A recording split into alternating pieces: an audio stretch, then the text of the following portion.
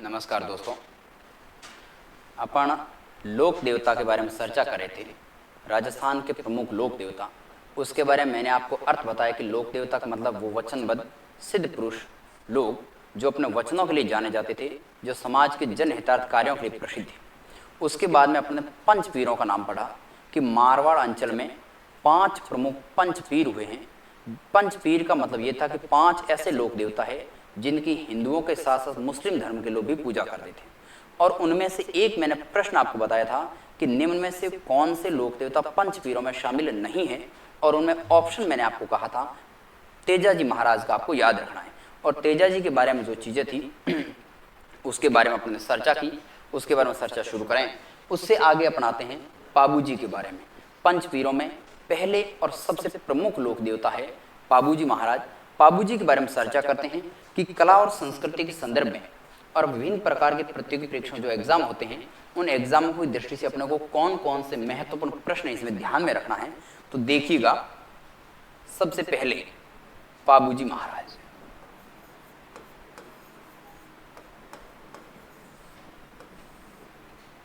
पाबूजी लोक देवता है। अब इस बात इनके बारे में क्या क्या महत्वपूर्ण बातें हैं उनको ध्यान रखिए कि सबसे पहले आपको ध्यान रखना है कि इनका जन्म कहां पर हुआ था। किसी भी लोक देवता को पढ़ो उसके लिए सबसे पहले उनका संबंध कहां से है। एक प्रश्न आता है कि इनका समाधि स्थल से और इनके जन्म स्थान है, उनको आपस में मिलान करना। 4 लोक देवताओं का नाम आ गया, दूसरी तरफ उनका जन्म स्थल है उनका नाम, या उनके समाधि स्थल है, या उनसे संबंधित प्रसिद्ध स्थल कौन से, उनसे संबंधित ऑप्शन आ गया और आपको मिलान करने के लिए बोला जाता है। तो ध्यान रखिएगा, जो प्रमुख लोक देवता है उनमें से 4 ऑप्शन में थे 2 या 3 ऑप्शन तो बिल्कुल प्रसिद्ध लोक देवता उनमें से आता है। तो जन्म स्थान आपको ध्यान रखना है कि जोधपुर जिला है। जोधपुर जिले के अंदर फलोदी तहसील है। फलोदी तहसील के अंदर एक गांव है कोलूमंड। कौन सा? कोलूमंड गांव है। तहसील इनकी पड़ती है फलोदी, और फलोदी जोधपुर जिले में। कहां पर है? जोधपुर जिले में है। हालांकि वर्तमान में नवीन जो परिसीमन है उसके तहत फलोदी स्वयं एक जिला घोषित है। तो फलोदी कोलूमंड में। पहली बात, जन्म स्थान पाबूजी का कोलूमंड में। उसके बाद में ध्यान रखिए इनके माता और पिता कौन थे। इनके माता और पिता कौन थे उनके बारे में ध्यान रखना है। माता पिता, थोड़ी सी हल्की सी जानकारी रखनी है। माता पिता के बारे में आपको बता दूं कि इनका जन्म है वो राठौड़ राजवंश में हुआ था। राठौड़ राजवंश जोधपुर, खुद जो रियासत है जोधपुर रियासत पर राठौड़ राजवंशों का लंबे समय तक शासन रहा। जोधपुर, बीकानेर और किशनगढ़ 3 ऐसी रियासतें थी जो राठौड़ राजवंश के अंतर्गत आती थी, और उनमें दांधलजी राठौड़ थे। दांधलजी राठौड़ और माता का नाम था कमला दे। कमला दे का मतलब है कमला देवी, जहां अपन अब देवी कहते हैं वो कमला दे साथ में लिख देते हैं अपन, कमला दे। एवं पिता का नाम था दांधलजी। दांधलजी। अब ये भी बात आपको ध्यान रखनी है कि इनका जो जन्म है वो राठौड़ राजवंश में हुआ। किस राजवंश में हुआ? राठौड़ राजवंश में। ठीक, अपन आगे पढ़ेंगे कि गोगा जी का जन्म हुआ चौहान राजवंश में। तेजा जी का जन्म हुआ है नागवंशीय धोलिया जाट वंश में। तो राठौड़ राजवंश में इनका जन्म हुआ है और जोधपुर जिले से है। इसका मतलब यह है कि अपने को याद रखने में दिक्कत नहीं है कि राठौड़ राजवंश जो है उनका संबंध जोधपुर जिले से रहा है। उसके बाद में देखिए, उनके बाद में इनकी पत्नी का नाम भी आपको याद रखना है। हालांकि मैं अभी कहानी आपको याद करवा दूंगा। पत्नी का नाम है सुप्यार दे। क्या नाम है? सुप्यार दे, या एक नया नाम और भी कहीं कहीं किताबों मिलेगा आपको, फूलन दे। क्या मिलेगा? फूलन दे। अब इनकी कहानी बड़ी गजब की है। फूलन दे, सुप्यार दे। कहते हैं कि जितने लोक देवता हैं उन सारे लोक देवताओं में सबसे सुंदर लोक देवता को में पहचान किसी की है तो पाबूजी की है। सबसे सुंदर लोक देवता पाबूजी, और उनकी पत्नी का नाम सुप्यार दे। तो सुप्यार दे सबसे सुंदर, पाबूजी की पत्नी। इस बात को थोड़ा सा आपको ध्यान में रखना है। उसके बाद में देखिएगा सुप्यार दे के संबंध में कहानी थोड़ी ध्यान रखिए। ये एक स्थान है कोलूमंड। कौन सा स्थान है? कोलूमंड। कोलूमंड जो कि फलोदी में है। कहां पर है? फलोदी में। कोलूमंड के दांधलजी राठौड़ के पुत्र पाबूजी का विवाह होता है अमरकोट। कहां? अमरकोट। अमरकोट कहां पड़ता है? अमरकोट वर्तमान पाकिस्तान में। उस समय अमरकोट या ये जो पूरा एरिया है जो सिंध प्रांत का, ये जोधपुर रियासत के अधीन आता था। उसमें पाकिस्तान का अलग विभाजन नहीं था। तो कोलूमंड से अमरकोट की तरफ यहां से पाबूजी महाराज की बारात जाती है। अब उनके लिए यहां से जाने के लिए एक व्यवस्था करते हैं सबसे खूबसूरत और शानदार घोड़ी जो नृत्य के लिए प्रसिद्ध थी, उन घोड़ी का नाम था केसर कालमी। ये थोड़ी सी बात आपको ध्यान रखनी है। कभी कभी क्या है कि जितने लोक देवता है उनका नाम और उनके सामने इनके जो प्रसिद्ध घोड़ी हैं उनके, जैसे लीलन है, एक लीलन श्रृंगारी है, लीलन अलग है, लीलन श्रृंगारी अलग है, और केसर कालमी, ठीक, घोड़ियों के नाम या इनके जो फेमस स्तन है उनसे संबंधित प्रश्न आते हैं। तो केसर कालमी घोड़ी का नाम था। अब केसर कालमी घोड़ी थी किसकी? घोड़ी थी एक देवल नाम की देवल चारणी एक महिला थी। देवल चारणी नाम क्या था? देवल चारणी। थोड़ी सी इनकी कहानी सुन लेना पहले कि राठौड़ राजवंश में एक कहावत है, पहले रियासत काल में एक कहावत चलती थी कि जो तोरण मारना, एक जो कहानी है उसका मतलब है शक्ति का प्रदर्शन करना, यानी कि एक परिवार में 3-4 बारातें आती और उसमें से जो तोरण मारता उसके साथ उस लड़के की शादी होती थी। तो यहाँ पर कोलूमंड से जब राठौड़ राजवंश के इतने बड़े देवता पाबूजी जा रहे हैं तो उनके भी मन में था कि ऐसी घोड़ी हो जो उसको तोरण को मार सके, यानी उस तोरण तक अपने को पहुंचा सके।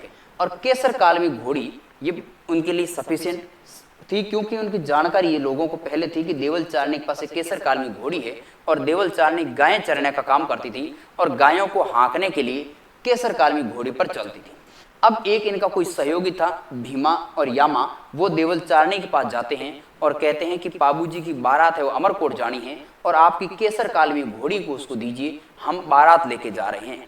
और वहां पर केसर काल में घोड़ी दे देते हैं। पाबूजी के वचन देते हैं कि मैं समय पर आपकी घोड़ी को वापस लौटा दूंगा, लेकिन देवल चारणी एक बात कहती है कि मैं जिस एरिया में जायल के आसपास गायों को चरा रही हूँ, वहां पर मुझे जींदराव खींची जो पाबूजी की बहनों थे उनसे डर है कि वो मेरी गायों की चोरी कर सकते हैं, गायों को यहाँ से भगा सकते हैं। यदि मेरे जरूरत पड़ती है तो आप मेरी केसर काल में घोड़ी हाथों हाथ वहां पर पहुंचाओगे।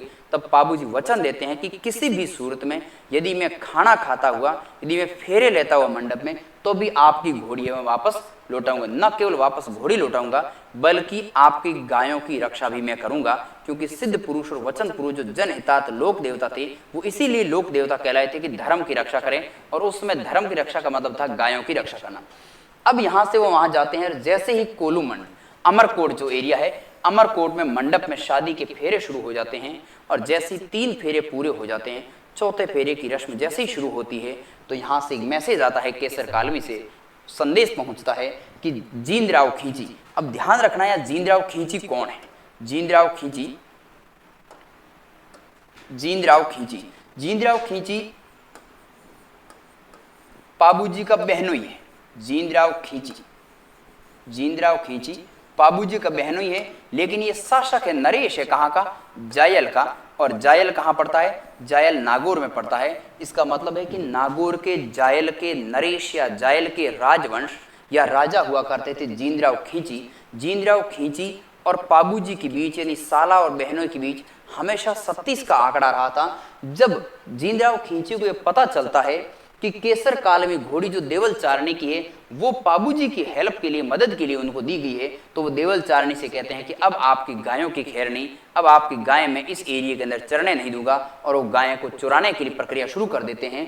फिर केसर काल में घोड़ी के लिए अपील करती है, लेकिन जैसे ही ये बात पाबूजी के पास पहुंचती है कि अमरकोट में जहाँ फेरे ले रहे वहां की केसर काल में घोड़ी है, उसके लिए संदेश आया देवल चारणी का कि मुझे मेरी गायों की रक्षा के लिए केसर काल में घोड़ी की जरूरत है। जींदराव खींची ने है वो गायों की चोरी करने की, गायें चुराने की प्रक्रिया शुरू कर दी है। ये बात सुनते ही बीच में मंडप में फेरे छोड़कर पाबूजी महाराज अमरकोट से अपने जो लवाजमा था उस लवाजमे के साथ केसर काल में घोड़ी लेकर वापस जायल पहुंचते हैं और जायल पहुंचकर युद्ध करते हैं अपने बहनोई जींदराव खींची से। जींदराव खींची और पाबूजी के बीच में युद्ध होता है और उस युद्ध के अंदर पाबूजी महाराज है वो उनकी वीर गति को प्राप्त हो जाते हैं, और वीर गति को प्राप्त होने के बाद यहाँ का पूरा परिदृश्य बदल जाता है और गायों की रक्षा के कारण अपनी वीर गति प्राप्त कर लेते हैं। गायों की रक्षा के लिए अपने प्राणों को न्यौछावर कर देते हैं, इसलिए उनको आसपास के एरिया में लोक देवता के लिए पूजा जाता है। क्योंकि उस समय लोक देवता के लिए 3 बातें मुख्य थी। एक तो जनहितार्थ कार्य होना चाहिए,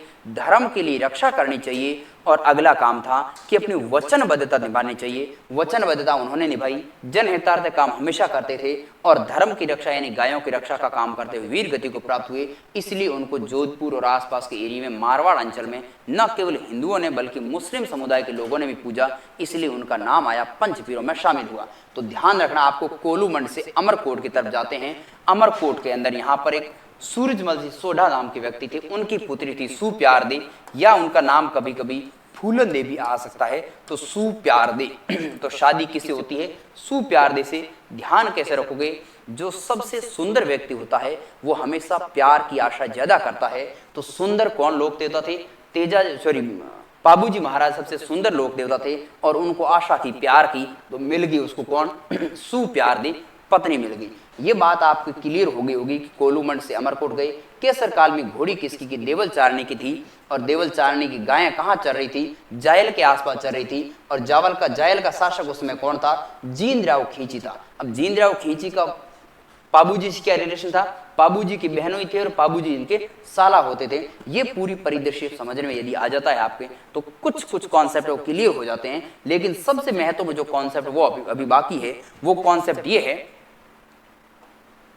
कि जो पाबूजी महाराज थे, पाबूजी मारवाड़ के अंदर, कहां पर? मारवाड़ में। यदि मारवाड़ में ऊंट लाने का श्रेय, मारवाड़ में ऊंट लाने का श्रेय, कहते हैं कि एक बार भ्रमण पर गए थे और वहां पर उन्होंने गौरबंदित ऊंट एक देखा, और उस ऊंट को बहुत बड़े मोहित हुए कि मैं इसको मारवाड़ में लेके जाऊंगा, और वहां से ऊंट को मारवाड़ लेके आ जाते हैं। मारवाड़ में ऊंट लाने का श्रेय सबसे पहले किसी को दिया जाता है, तो मारवाड़ में ऊंट लाने का श्रेय दिया जाता है पाबूजी को। ये हूबहू प्रश्न आपको याद करना है कि मारवाड़ में ऊंट लाने का श्रेय किसको दिया जाता है? पाबूजी को। अब ऊंट लाने का श्रेय पाबूजी को, और पाबूजी ने ऊंटों की रखवाली के लिए देवासी समाज, किसको?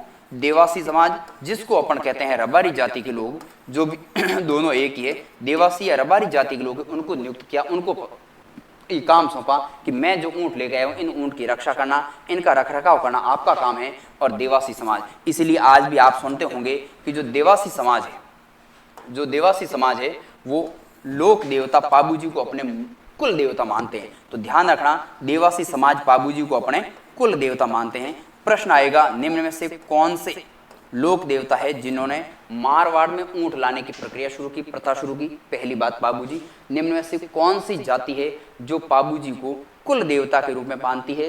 रेबारी या देवासी जाति। ने कौन सी जाति का संबंध पाबूजी महाराज से है? देवासी या रबारी जाति का। ये बातें आपको मुख्य रूप से इनमें ध्यान रखनी है। तो माता का नाम कमला देव, पिता का नाम दानदत्त जी, राठौड़ राजवंश में 12वीं शताब्दी में फलोदी के कोलूमंड गांव के में जन्म होता है। इनका विवाह होता है अमरकोट के सूरजमल सोढ़ा है उनकी पुत्री से। उनकी पुत्री का नाम सुप्यारदी था। आप भूल जाओगे सुप्यारदी, सुप्यारदी का मतलब सबसे सुंदर, और सबसे सुंदर कौन से लोक देवता? पाबूजी। वहां पर शादी होती है, वहां पर जैसे मंडप में फेरे लेते होते हैं, तब जींद्राव खींची जो है वो केसर काल में घोड़ी की जो मालकनी थी देवल चारणी, उसकी गायों को चुराने की प्रक्रिया शुरू करते हैं। और वो केसर काल में घोड़ी पाबूजी के पास है। दी किसने थी? देवल चारणी ने दी थी, लेकिन एक शर्त भी रखी थी। उस शर्त के तहत पाबूजी महाराज फेरों को बीच में छोड़कर वहां पर आते हैं जायल में, और अपने बहनों जींद्राव खींची से युद्ध करते हैं। किसके लिए? देवल चारणी की गायें छुड़ाने के लिए, और गायों की रक्षा करते करते वहां पर वीर गति को प्राप्त हो जाते हैं। ध्यान रखना, उस समय की 11वीं और 12वीं शताब्दी के जितने लोक देवता है, उनमें से ज्यादातर लोक देवता है वो गायों की रक्षा के लिए प्राणों के न्योछावर करते हैं। आगे तेजाजी महाराज के बारे में आपने पढ़ा। तेजाजी महाराज लाछा गुजरी की जो गायें थी, वो मेर जाति के लोगों से छुड़ाते हुए वीर गति वहां पर घायल हो गए थे, और फिर सांप ने दशा जीभ पर, और वहां पर वीर गति को प्राप्त हो गए थे। तो गायों का। दूसरी तरफ मोहम्मद गजनवी था। मोहम्मद गजनवी से युद्ध करते हुए, धर्म की रक्षा के लिए युद्ध करते हुए, अर्जन सर्जन की सेना और जो मोहम्मद गजनवी की सेना थी उनसे युद्ध करते हुए गोगा जी शहीद हो गए थे। तो ये सारे लोक देवता है वो किसी न किसी जनहितार्थ कार्यों के लिए काम करते करते शहीद हुए हैं। तो मारवाड़ में ऊंट लाने का श्रेय कुल देवता रबारी और देवासी। इस प्रकार पाबूजी महाराज के बारे में जो बातें आपने पढ़ी ये सफिशिएंट है। इससे अलावा किसी भी एग्जाम में कोई प्रश्न नहीं। अब आपका काम है कि ये टॉपिक पढ़ने के बाद में इसके ओल्ड क्वेश्चंस जो आए हुए उन क्वेश्चनों को आपको किसी भी किताब में से एक में सॉल्व करना है, ताकि आपको पता चल जाए कि हमने जो पढ़ा है वो सही पढ़ा है या गलत पढ़ा है। ध्यान रखना, मंदिर इनका, अच्छा एक बात और बता दूं, इनका जो मंदिर है वो कोलूमंड में, इनका जो मंदिर है वो कोलूमंड में। लेकिन इस कोलूमंड मंदिर में एक मेला भरता है, वो चैत्र अमावस्या को लगता है। कब लगता है? कोलूमंड में मंदिर है, या तो जन्म या जहां मृत्यु होती है उससे संबंधित मंदिर होते हैं। ठीक, यहां पर मंदिर है और इस मंदिर के अंदर मेला भरता है चैत्र अमावस्या को। यह भी बात ध्यान रखनी है, चैत्र अमावस्या को, चैत्र अमावस्या को यहां पर ध्यान रखना। एक तो मेला आपको लगेगा गोगा जी का। गोगा जी का मेला कब लगता है याद रखना है आपको, भाद्रपद कृष्ण नवमी को, भाद्रपद कृष्ण नवमी को। एक मेला आपको याद रखना तेजा जी का। सारे देवताओं के मेले याद नहीं रखने। तेजा जी का तेजा दशमी कब आती है, भाद्रपद शुक्ल दशमी को।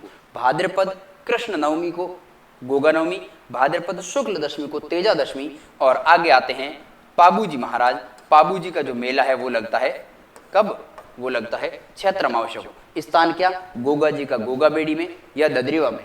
तेजा जी का मेला कहाँ लगता है, पर्वतसर में लगता है पशु मेले के रूप में। लेकिन इनका जो प्रसिद्ध मंदिर है वो है खरनाल के अंदर। पाबूजी का मेला कहाँ लगता है, कोलूमंड में लगता है। ये सारी चीजें पढ़ते पढ़ते धीरे धीरे धीरे रिविजन हो जाएगा और अपना काम कंप्लीट हो जाएगा। इतनी सारी चीजें पढ़ने के बाद में ये क्लियर हो जाता है। इससे ज्यादा आपको कुछ भी नहीं पढ़ना। पाबूजी जन्म स्थान याद रख लिया, माता पिता का नाम, पत्नी का नाम, राठौड़ राजवंश में जन्मे है ये। ठीक, जिंदराव खींची का रिश्ता बता दिया, केसर काल में घोड़ी थी, देवल चारणी थी, सुप्यार थे और ऊंट लाने के सिरे रबारी और लोक देवता। और उसके बाद चैत्र अमावस्या को मेला भरता है। शायद आशा करता हूँ ये टॉपिक आपको समझ में आया होगा। यदि अच्छा लगता है टॉपिक तो आप कमेंट बॉक्स के अंदर जरूर प्रतिक्रिया दें, ताकि हमें भी ये लगे, यदि कोई लगे कि हम जो पढ़ा रहे हैं वो बच्चों को समझ में आ रहा है नहीं आ रहा है। यदि इसमें कोई आपको मिस्टेक्स वगैरह लगती है तो भी आप कमेंट बॉक्स में जाए। मेरी ओर से मैंने भरपूर प्रयास किया है, आपको बढ़िया तरीके से, शानदार तरीके से समझाने की कोशिश की। जय हिंद, जय भारत।